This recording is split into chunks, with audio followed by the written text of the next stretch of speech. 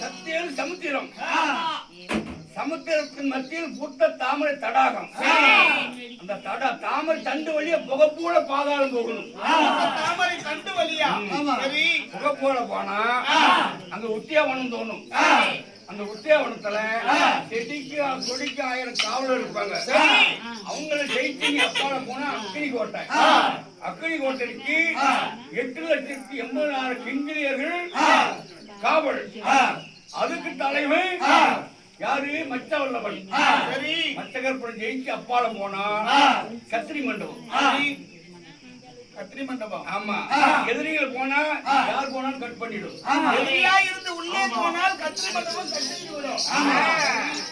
அதையும் ஜெயிச்சு அந்தாண்ட போனா தராசி மண்டபம். தராசி மண்டபம்னா எதிரிகள் போனா தராசி நாட்டிடும். அப்போ அவர்கள் எதிரி வந்துட்டு கட்டுக்குவாங்க.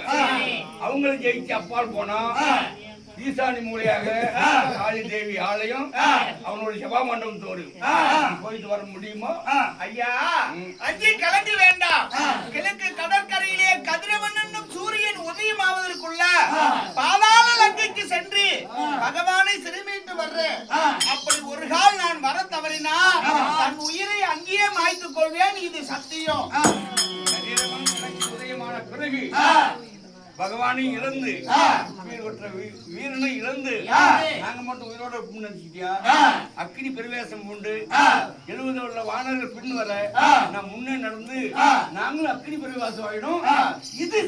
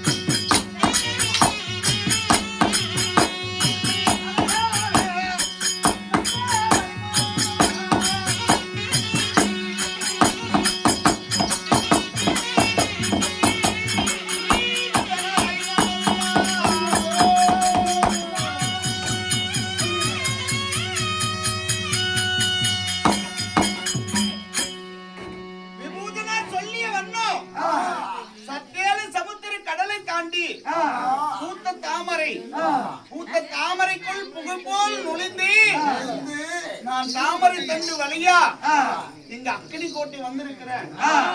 இந்த அக்கினி கோட்டையை அசுராதிகள் அரைச்சு செய்தாலும் பாலை பூத்து குலுங்கியிருக்கிறது பார்த்தீர்களா? அதனால் நாம் ராவணேஸ்வரனுடைய தென்னிலங்கை மயில்ராவனுடைய சபா மண்டபம் எங்கிருக்கிறது என்று நமக்கு தெரியாது. இந்த அக்கினி கோட்டையை நாம் மதம் செய்துமே யானா யாரா ஒருத்தன் இங்க வருவான், அவனை வச்சு மயில்ராவனுடைய சபா மண்டபத்துக்கு போறதுக்கு உண்டான வழியை தேடி கொள்ளுவோம். இந்த கோட்டை மீது ஏறி கோட்டை கலசங்கள்லாம் ஒடிக்கிற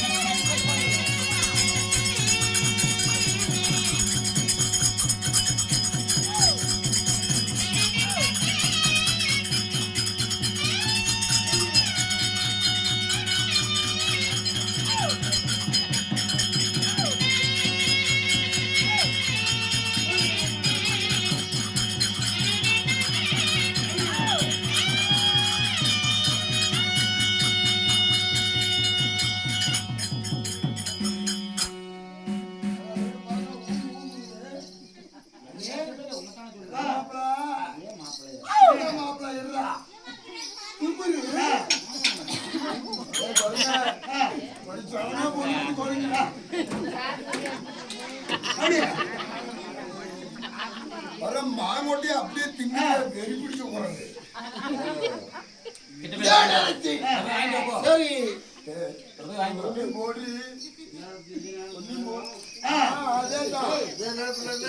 இதே நேரத்துல ஒண்ணுக்குள்ள கருப்பான்